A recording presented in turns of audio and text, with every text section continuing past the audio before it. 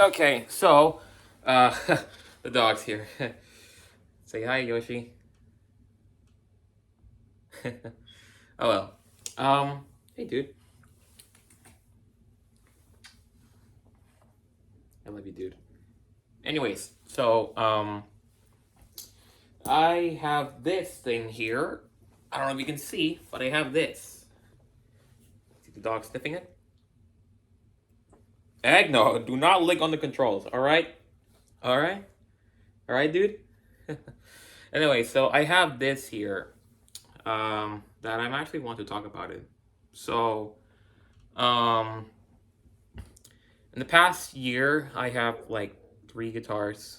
Um, I had the Strat, I have my Tomcat, and I have my XL SS, uh, Trans Cherry Finish.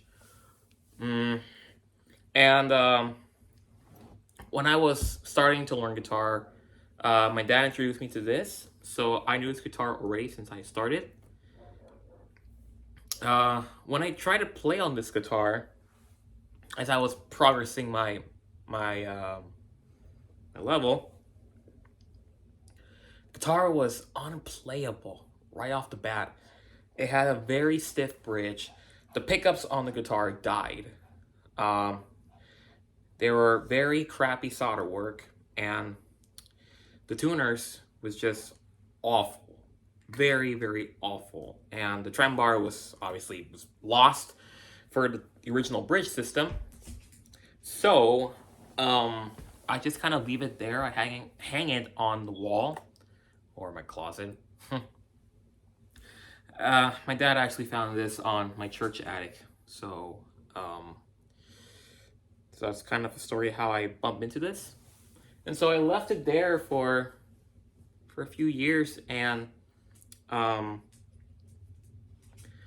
funny thing to note is that as I was seeing all the guitars, or as I was seeing the guitars, and then I went to go to my kitchen to help my dad make some breakfast, and I came across this in mind, and I thought, what if I were to make this guitar from being unplayable into something completely different? What is that? I could transform this guitar.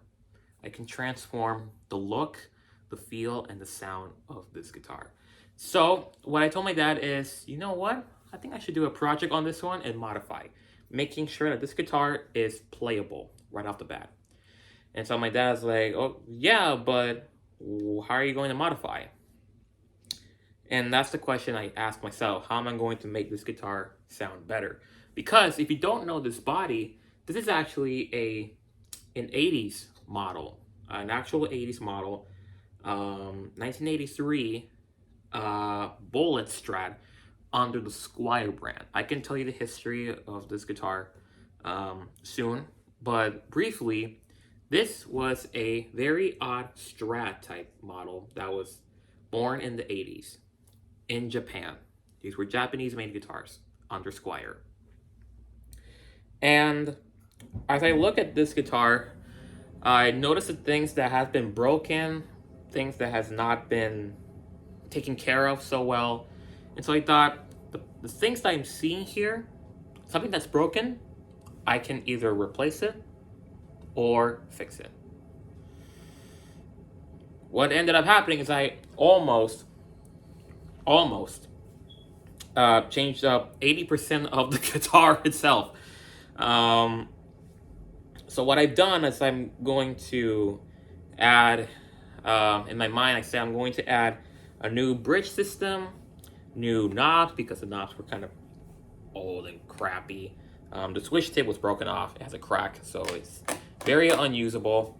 And the pickups, like I said before, it died.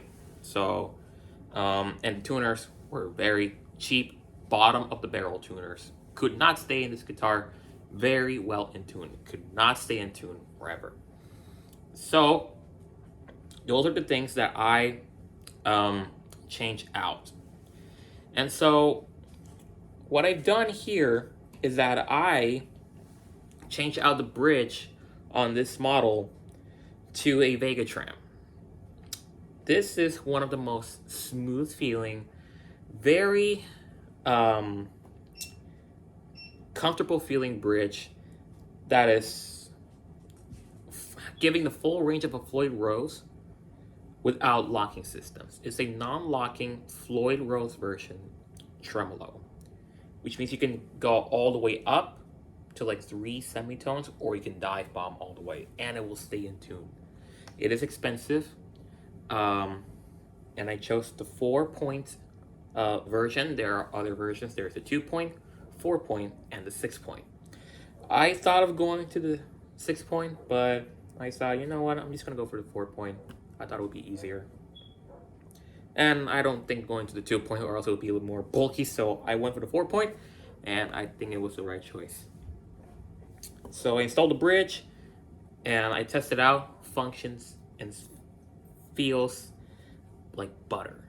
It's really good. Next thing I changed out, which is the biggest thing that changes the guitar a lot, was the pickups. Like I said before, the original pickups died. So what I upgrade into humbucker single coil type pickups. So as you can see here, these are single coils in size, but the actual pickup is a humbucker because you have double pole pieces. And these pickups are little 59 sets from a company called Seymour Duncan in California, right here in California. They're basically the mini version of the regular 59 set humbucker version. It's just that's more single coil format, which is good because that way I don't have to change the pick guard or do additional routing or getting different pots, because they're all compatible with the original pots within this guitar. That's it. And I obviously went to chrome knobs. It took a long time to get here. I had to order these overseas from China, and it took me like 2 to 3 months just to get here. It was a long time until these knobs came in. And I bought myself a new switch tip, a regular white switch tip. I could have gone with the matching look of the chrome, but I thought white on white doesn't look that bad. And then what I ended up on the neck, which I don't have it here, are Goto tuners, but they're locking. And they are staggered, which means that they eliminate the use of string trees, in theory. Now you'll be asking why I don't have the neck here on the body. The reason for that is, as I play this guitar, the only times I play this guitar modified 2 times.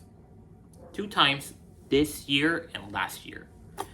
As soon as I finish modified, play 1 time. This year, around May, use this the 2nd time. And from there till today, I have not used this for one good reason. That is the feel of the neck. It is a C-shaped neck, the original. It's made out of maple. Really fine selected choice of maple, to be honest. But it's very stiff. And especially if I have sweaty hands, it'll get very sticky. The other reason is that it's the radius. They use the vintage 7.25 inch radius. I'm more used to the 9.5 up to like 16, like whatever the radius between minimum from 9.5. Anything below that, I can play, but not as what I used to play. You know what I mean? Like the full curvature roundness of the fingerboard throws me off whenever I'm going back and forth, up and down each frets I'm hitting, or each note of the strings. It's easier to form chords, but I'm used to playing by myself all the time, so I mix lead and rhythm at the same time. So if there's a solo, I have to go into lead mode, and having to do lead mode on the neck that's very stiff will be difficult because I then have to force my hand heavily, and it's not a good feeling. So what I ended up doing last week, well, at the time recording this video, was that I custom ordered a neck that's basically the same as the original, but modified, upgraded to something better, something that can suit my playing and something that can suit this guitar, because this is more of a modern guitar, as you can see here, while still remaining the vintage model spec, because like I said, this was born back in the 80s in Japan. So I get modern playability while yet still remain the vintage, I guess, look, because you see all the finish is all rashed up, all chipped away. And there's the serial number here, the original serial number here on the neck joint. So yeah, so what's gonna happen is that I'm going to wait until the neck comes by. I'll screw the neck here, move the tuners, and I'll be sure to make a demo video how this thing sounds, but I'll let you know what I've been up to, and hope you get something out of this video. So yeah, that's all, I guess. So yeah, I'll give you an update on what's going on with the neck, installing the neck here, probably do an unboxing, I'm not sure, but yeah, see what happens. All right, take care, happy Sunday.